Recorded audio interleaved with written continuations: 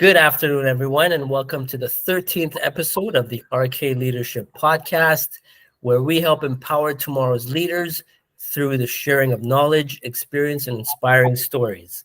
My name is Rob Cameronpour, and my special guest today is Emilie Fredette, who is a manager from the Mansour Canadian Rail. I'll let Emilie introduce herself shortly and talk about, give us a little bit about background of how she got to where she is today. But before we do that, I'd like to thank you, Emilie, for joining on my podcast this afternoon. And thank you for your time. And I hope that, the audience will learn a great deal from you. So without further ado, please introduce yourself and tell us a little bit about your background and how you got to where you are today. Well, thank you, Rob, for that. That's really kind. Yes, my name is Emilie Fredette. I am a manager over at Mansour Canadian Rail. I got there in a really interesting way. I am not the typical leader there. I don't have any technical background in the railway industry. I actually came from medicine. So I started my career really young. I started working at a walk-in clinic when I was roughly 17, where I developed my leadership skills and my business acumen, which was a great experience and really helped round who I am today. And through growing and learning and grasping at every opportunity that I could, I ended up working for an optometrist. I worked as a substitute teacher. I worked in a cardiology center, and then finally I ended up over at Mansour Canadian Rail, where I got to embark on this journey as a non-technical leader in a technical field. Nice, excellent. And that's a great story. And I want to dive right in, Emilie, and talk about the first thing I want to ask you, or I want you to talk about, is what made you transition from that non-technical world, and what made you get into more of the technical world as where you are today? I actually owe the credit to my last job. I was working at a cardiology center here in town, and I just didn't enjoy what I was doing anymore. I found myself not inspired to fulfill my role there. I wasn't really engaged in my work, and so I decided to apply. And just due to where we are located, it is a vast technical field. Here we have the mining industry, we have a lot of construction companies, the railway industry. So I just dove headfirst and I applied, and someone took a chance on me. But it's been a transition, because I, of course, don't have the technical expertise that the people that I'm leading do. So it's been a journey. Absolutely. And, I personally think, and, having known Emilie for the past 3 months, I think, you're a phenomenal leader, and you've got a great head on your shoulder, and, you're going far in from that sense. I wanted to ask you, from being a leader and being in a leadership role, what's your unconventional definition of leadership? I'm not sure that it's so unconventional, but I really do believe that leaders should be inspiring, that leaders should empower you within your role. And I don't believe that you need to be a technical person to do that. I really think that I can drive just as much engagement as someone who does have that technical background. So for me, it's all about the people. It's about getting there, allowing them to teach me things every day, because they have that knowledge that I don't have. And by doing that, I'm helping build their engagement. I'm getting involved. And really, to me, that's what being a leader is all about. Awesome. So let's dive into that a little bit. That is a controversial topic, if I can say the least. And I've had to deal with it over the 15 years plus, being in a certain industry, in the technical industry, I would say.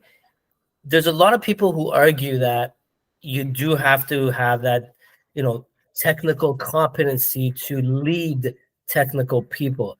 I, for one, disagree with that, because to me, you don't have to be the subject matter expert. You've got the people below you who are subject matter experts. Now, how has your role been in terms of, you know, from a difficulty perspective, dealing with more technical people? Why would you say that you don't require a technical background to lead technical people? That is just such an interesting thing to bring up, because I think that it actually drives more engagement because that I'm not technical. I can get people involved in pretty much everything that I'm doing, which makes that my team is incredibly knowledgeable about our business as a whole, because I don't know the technical skills. So if I'm writing that contract, I need to involve the guys on the floor to make sure that I'm putting what needs to be put down. And that really builds our connection. It changed our culture. And in my opinion, it really helped them understand our business and understand what their impact is, which if they understand their impact, they're involved, their engagement is high, we're doing better. They're bringing me ideas. They're helping me. And I really, really think that that is what it's all about. It's about getting them involved. And I think it's almost an extra tool in my tool belt, because I don't know. So I'm asking questions constantly. I've got guys coming to me telling me how things should be done. They're bringing new ideas. And I think to me, it's a superpower, because I'm not there to actually work on the locomotive. I would be useless. I'm there to help the business, and drive the people. And that's what I do by not being a technical person. You got it. And that to me is the exact same idea. You know, as a people leader, you're leading people. You're not leading the work. You're not doing the work. You're actually enabling and empowering your team, and you're creating that engagement, you know, that has a huge impact on the bottom line. So that's a great answer, Emilie, and I appreciate you talking about that. We will get into the engagement piece a little bit later. I wanted to ask you, why do you enjoy being a leader? What was it about leadership that you enjoyed, and why do you enjoy what you're doing today? I honestly think that I fell into leadership just because of who I am. I don't think that my title makes me a leader. I honestly believe that in any role that I would be in, I would fall into leadership, whether that be with a team or in a role. I fall into it. And what really caught me once I started moving up the ladder and kind of getting a more true leadership role was my ability to empower people. It was my ability to get people going and happy to be at work. Yeah. We all have to go to work. Why not be excited to do it? Why not be engaged with what you're doing? And I really feel like that was what was the hook, line, and sinker for me. Once I saw the impact that I could have on others, I just loved it. And I think that because I'm not that technical leader, it really allows me to dive into that and help the technical people enjoy what they do. Awesome. So I'm going to ask you the $1 million question. And you said, you know, your natural abilities of leadership and, you know, getting people to kind of follow you and follow your lead, etc. How do you do it? What is your, you know, what is your secret recipe to success that others in those leadership roles fail to do and fail to achieve that engagement in their teams? Oh, there's so many things. I think my style of leadership versus historic leadership is very, very different. But the one big thing that I do is that I trust my people. I think that is so important. And when you empower people with trust, they then feel more engaged. They want to try new things. They're more intuitive to what's around them, right? So I 100% go into a role trusting that my technical people know what they're doing. And I trust that they're going to let me know when there's things that are wrong, that they're going to communicate with me. But in the same hand, it is so important as a leader that we're constantly communicating with our team. We're communicating our expectations. We're communicating what's going on, driving that communication and issuing the first trust. So I always trust my team and I work to gain their trust. And I think that's the fundamental difference. When you have leaders that go into a role and they don't issue that trust, and they tend to micromanage their team, they kind of hover over the shoulder. They are constantly watching what everyone is doing, and they're not empowering their people to really fulfill their role, to be the best person they can be within their role. So I think that's my take on leadership. That's the one thing that I do really differently than anyone else that I've met. I love it. Thank you for sharing that. Now, I want you to share with us if there was somebody that was new to a leadership role, or they were going into their first leadership role. Now, trust is the key word in leadership. It's very important in every aspect of not only leadership, in every sort of relationship, I would say. How do you build trust with your team as a new manager? That's a really good question. I think honestly, it depends on the individuals that you're dealing with. I've been really fortunate. I haven't had any really sour eggs on my teams. But I think it's about getting involved and getting to know what they're doing. I remember I had one individual that was a little bit reluctant to get me in on their team. They didn't exactly see me being their leader on the day that I walked in. And I sat with this individual for a little bit, and I talked to them. I got to know them as a person. I got to know what they actually did for the company and what drove them to come to work. And by just having that transparency, showing them that I'm a human, they can be human around me, we were able to then build that trust, which now I absolutely adore working with this individual. We have a great relationship. Our chemistry is great. But it's because I got to know what their impact on the company was, what got them in the chair there, what drives them to come to work. And for in my experience, that was a great stepping stone to building that trust. Awesome. And what do you do to ensure that you sustain that trust with your team? I believe that it's a lot of communication. It's about talking with your team. It's about making sure that you know what's going on. You know what's going on in their lives. You can understand the other inputs that aren't directly related to work. And that's what continues to sustain that trust. Because if I can remember that, hey, Rob, you've got this going on, you automatically feel more connected to me. You'll automatically feel like I'm a trusted individual, in my opinion, anyways. Absolutely. That's great. And I think those are some key takeaways for people, like I said, again, new to leadership roles, or even in leadership roles that are having tough time, building that trust with their team. It's so vital. It's such an important piece of leadership. So thank you for sharing that, Emilie. Now, one topic I wanted to dive into right now, and again, this is something I've personally dealt with over the 13-year career I had in the utility world, where it's a male-dominated industry, and you now have female leaders kind of coming up and taking certain leadership roles, which is fantastic, and I love to see that. How was your experience in terms of being a leader in a male-dominated industry? I want to hear your take on that.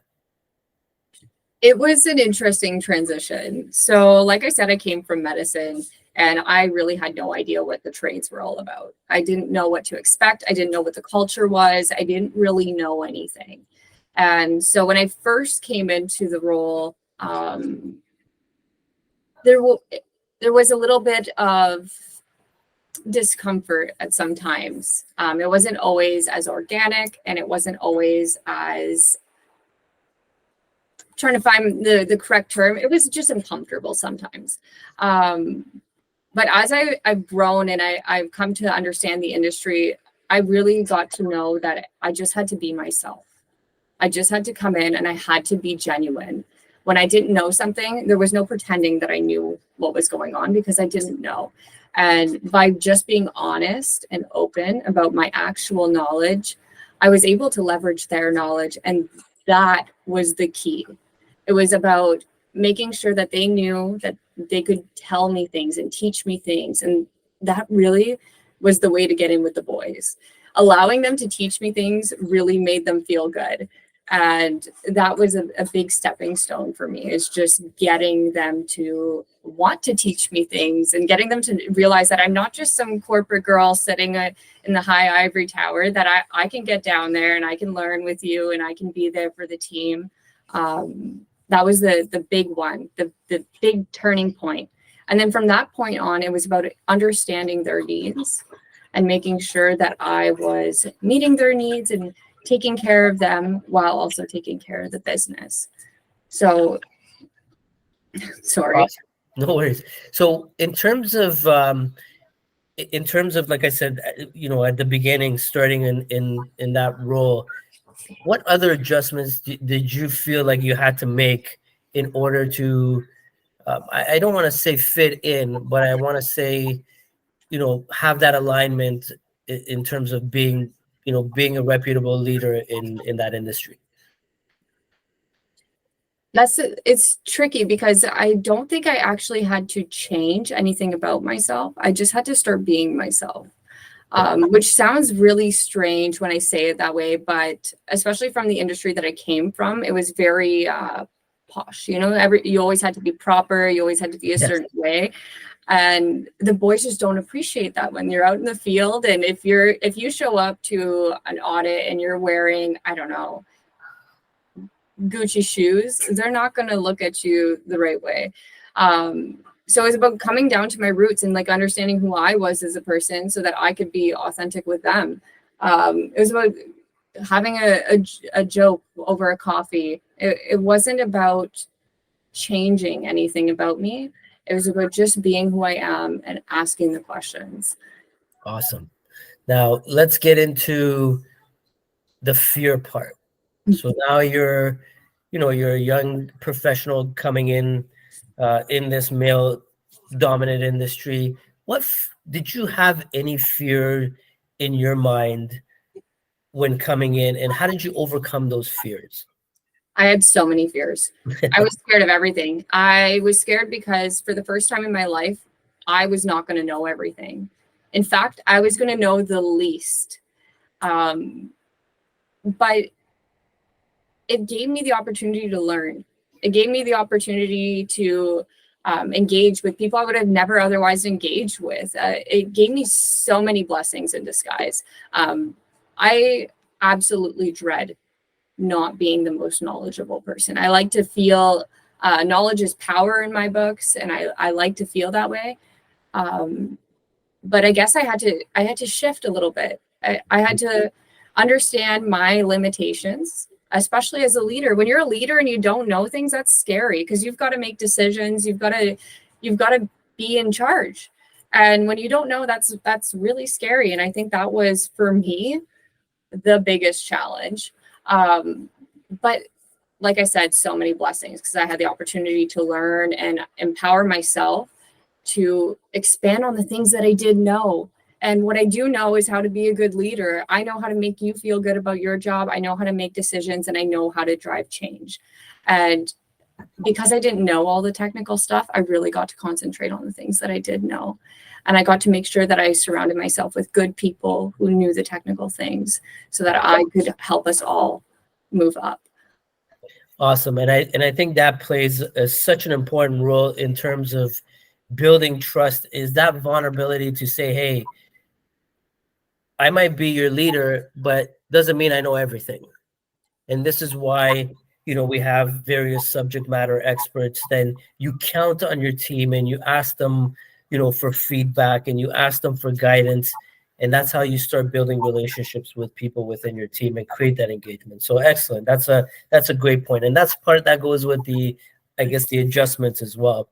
So now that you've been in this industry for few years now, at least, what would your advice be to the young women out there that have that fear or are hesitant to apply for a leadership role because maybe they don't have that technical background, or they don't want to apply to a male dominant industry to say, hey, you're going to go in there and uh, you're just going to be criticized and treated differently.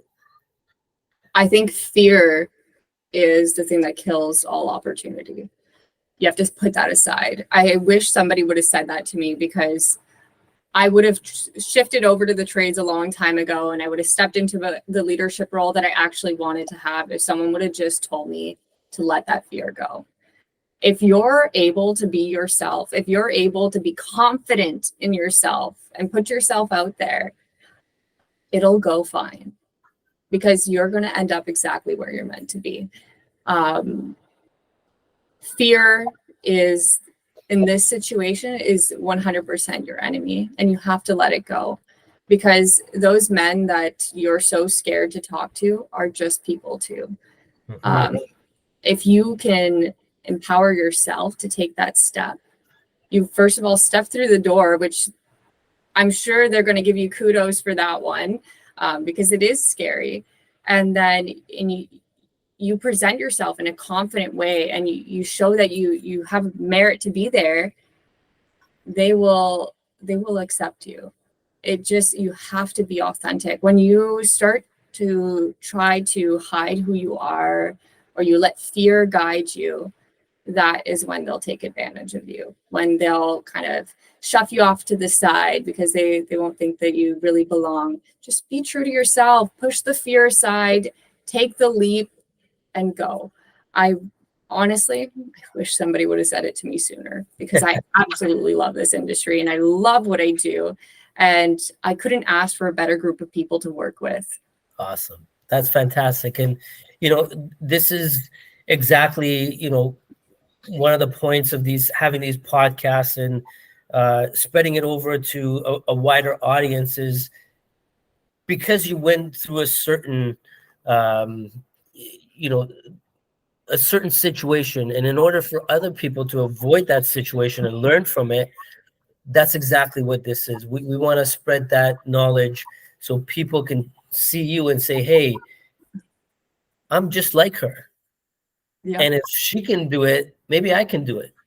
And if anything, why don't I reach out to her and get some tips and insights and talk to her? Maybe build that self-confidence. And that's a great segue into the next topic I want to talk about is one of the things I always say is you have to be able to lead yourself before you can lead others, right? Now, again, how have you done that in terms of leadership, whether it's leadership or just in any parts of our life? My beliefs is we constantly have to work on ourselves. Now, what have you been doing in terms of working on yourself as a leader, and what aspects are you trying to hone in on, in terms of becoming better as you move up that ladder? So I've done so many things at this point. I think the pivotal point for me was when I was sitting in my office one day, and a new leader had come on to the team, a new VP, and he came into my office, and he started talking to me and started engaging with me and asking me what I did. And about a week later, I got a notice that I was getting shifted off to his team. And he made me feel empowered. He made me feel like I had merit to be there. He made me feel more engaged than I had ever been with my work. And I decided that I needed to make some changes. I needed to change my life a little bit so that I could be the best person that I am, and I could put that out into the world. And so slowly but surely, I started changing my life. I started doing little things that made me happy and made me a better person. And of course, about 3 months ago or so, something like that, he came into my office again, and he said, well, I've got this opportunity, and I'd like you to embark on that. And that's how I met Rob. And through this journey, I still remember the day that he told me. I was just about at the tipping point of my life. I was leaving a messy relationship. I was leaving my home. I was changing the very last things in my life so that I could be the best person that I could be. And I started taking your sessions, and we started chatting, and I've been able to gear my life to really drive the fulfillment and to be myself and to feel good about myself and empower my confidence. And it sounds strange, but once I was able to get myself under control and to make sure that I was who I wanted to be, I was able to put that into the world, which really drove my leadership. I could not tell you the immense change there has been, and the people around me, my engagement with my team at work, even my contacts, the relationships that I'm building are far deeper than they've ever been. And I really think that that's something that's been missing in a lot of the businesses that I've been in, because I haven't built those deep connections. And through empowering myself, I've been able to sustain such amazing relationships with my people, with other companies, and even the people in my personal life. It's been an incredible journey. And I really think that that's what I was needing to make sure that I was the best leader that I could be. Awesome. And you've still got a long way to go, and one step at a time, but you're on the right track for sure. And like I've always said, you've got great potential in front of you, and just do what you're doing best. Now, in terms of that, building that self-leadership, how important is strengthening your mindset, Emilie? So for me, it was something that's happened over time. I still remember my boss coming into my office one day, and he was like, "You know who you are." And I believed him. I fully believed him that I knew who I was, and that I was strong-minded, and that I knew what I wanted out of life. But I think we need to having good mindset doesn't mean you have to stop growing. If you stunt your growth, then you're going to have a limited mindset. And I firmly believe that you need to gather up who you are, figure out what your mindset is going to be, and continue to build off of that. Continue to grow, continue to try to learn more about yourself. I'm learning new things about myself every day. I'm sure everyone is, but it's so important. And if you continue to do that, you'll continue to develop such a great mindset, and you'll be able to feel more empowered, not just at work, but in yourself, in whatever it is that drives you and pushes you forward. And so that mindset is something that needs to be ever growing. It's not just about having it. It's about pushing it forward and driving it. So what would you recommend people to do? Again, people are stuck in a, let's say, a growth stunt where they can't figure things out. They can't make certain decisions. And, as a leader, you got to be able to make decisions. What do you do? And what advice would you give people or leaders out in the world about building or, strengthening that mindset? Take a step back. Mm-hmm. Perspective is absolutely everything. And once you take that step back and you evaluate what's going on, you'll see that the answer is usually not that hard. I actually find that I like to take a step back. I like to have a sounding board. My friends and I, we do this thing whenever something is overwhelming, when it's hard to make that decision, but we know that you always know the answer isn't. Usually it's there. We call each other.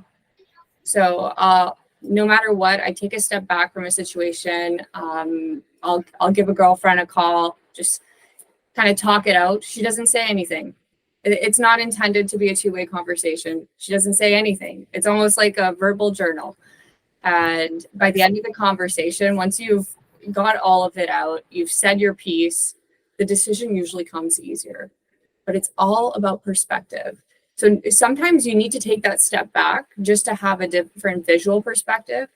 But sometimes taking that step back and also making the phone call changes your mental perspective, because putting the words into reality takes them out of your head.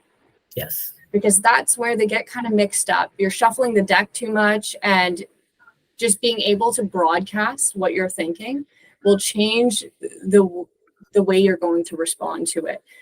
And I find I always make the best decisions after just having spoken about it.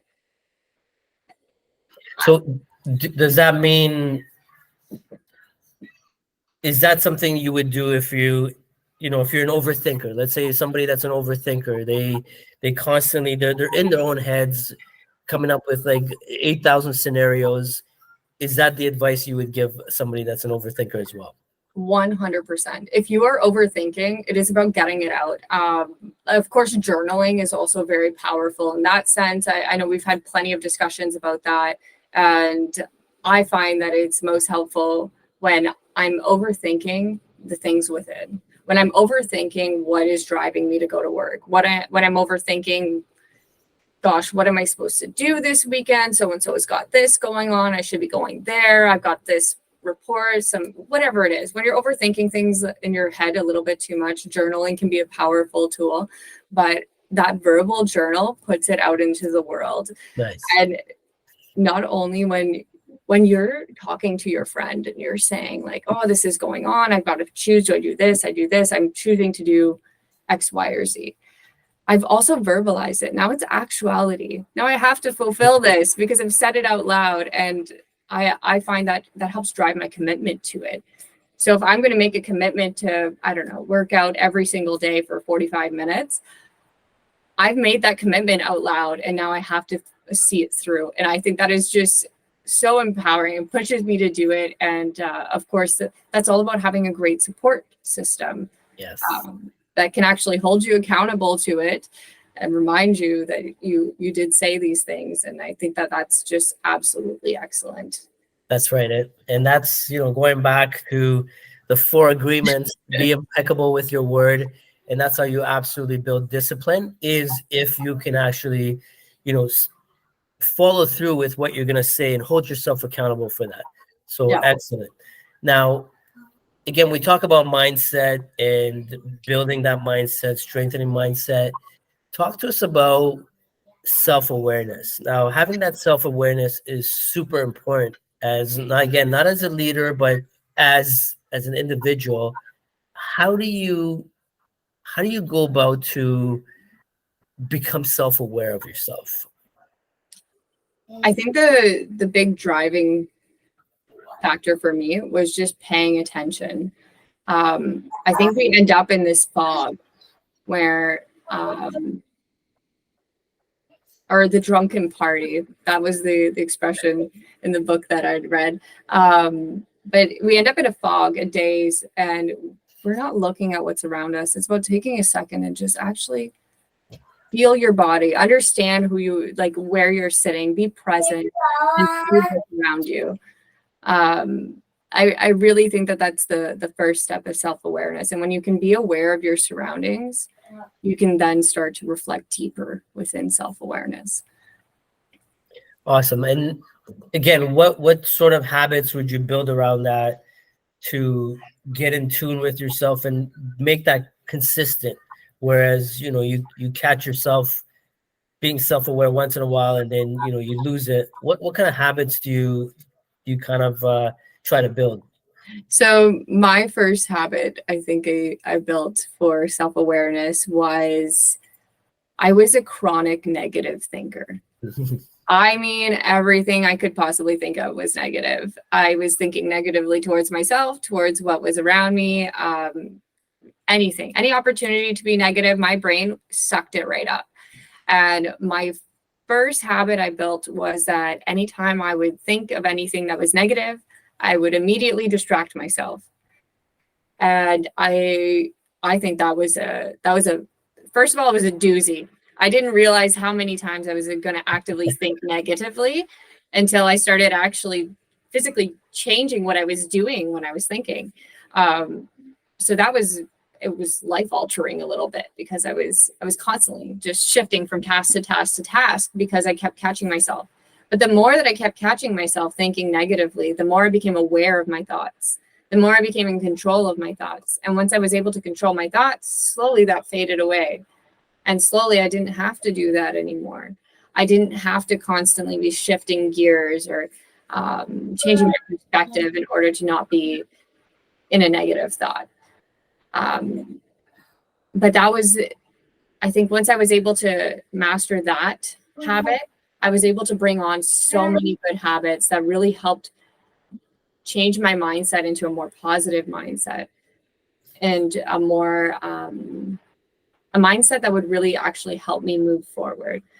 It wasn't because negativity just holds you back. It's that fear that's not letting you apply for the job. It's that fear that's that anxiety that's not letting you go out and do whatever it is you want to do.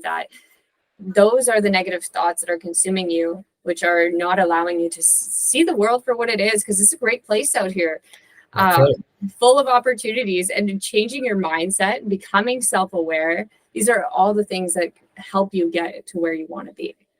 Absolutely. And it removes your, the self-limiting beliefs that you have in your head, and building confidence. I think that's an important piece too, in terms of building confidence. And I think, you nailed it with a lot of those pieces. Now, as a leader too, again, having that self-awareness also kind of works hand in hand with the emotional aspect of things. How are you able to kind of control your emotions as a leader when, let's say you have a bad apple on the team, or you have to have those difficult conversations, right? How do you deal with difficult conversations without letting those emotions come out? So I think difficult conversations was my biggest fear. I was scared of sitting in a room and someone having an emotional response to what I was going to be saying, and I wouldn't know how to react, or I would start having an emotional response. What if they yell at me? Am I going to yell back? But by first understanding where these emotions are coming from, for me, that was so important, to look inside and see, like, why is this uncomfortable for me? Or why do I feel this way? And understanding where they're rooted, I'm able to then control what I'm putting out. So, for example, if no one likes being yelled at, we don't like being yelled at, that doesn't feel good inside. I understand that in me, X, Y, or Z. It just doesn't make me feel good. But instead of yelling back and triggering another emotional response within somebody else, I think it's important that we acknowledge that we have that feeling. Yes. We set it aside and we move forward and we put out what we want. It's much harder to yell at someone if they're being calm, cool, and collected. Yes, that's it. So for me, it was all about identifying where these emotions were coming from. And if the emotion wasn't serving me and it wasn't going to be bettering the conversation, I can set it aside, because it can be as simple as me saying, "Hey, Rob, I don't like it when you talk to me that way. Come back to me when you're ready to talk." It can be so simple. It's about not engaging in those emotions. This is a place of business. We have to be professional. We have to be able to hold ourselves high. And the people on your team will respect you a lot more if you can set those emotions aside and present your best self, because that allows them to bring out the best in themselves. Nobody wants to be yelling at you. Nobody wants to be mistreating you. Nobody wants to cry at work. These are not things that people want. These are very negative emotions that nobody wants to be doing, especially in a professional environment. And by not issuing that emotional response, you empower them to do the same. You allow them actually to be themselves and to be their best selves, and you create a safe and open space where people can engage with you without feeling negative, without bringing all their emotional baggage. And I think that is so empowering. And it's an incredible tool as a leader. Absolutely. I think, again, you nailed it, because it's such an important aspect of leadership, and you're always going to have those, uncomfortable or difficult conversations with certain members of your staff, and knowing how to deal with people. Again, you're a people leader. If you don't know how to deal with emotional beings, I think it's hard to succeed as a leader, right? You won't succeed as a leader if you Right. can't deal with emotional people. It is just the reality. We're going to hold uncomfortable conversations. It's not always fun being a leader.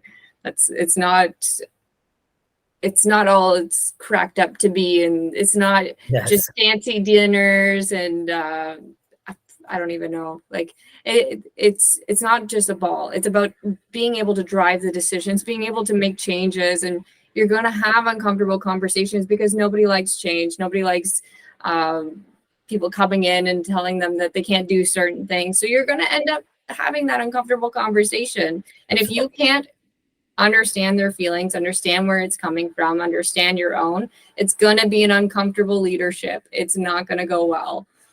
For sure. And what you're doing at work, and what people got to understand as a leader, is you're also impacting their life outside of work as well. So that's a huge ordeal, and that is why it's so important for people to be kind leaders. And my thing is, you lead with love, because we've got enough hate in this world. We've got enough negativity.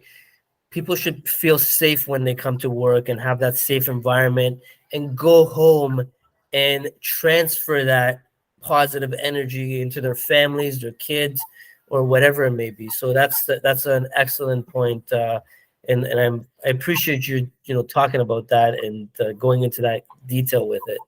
Now, the last thing I wanted to talk to you about is,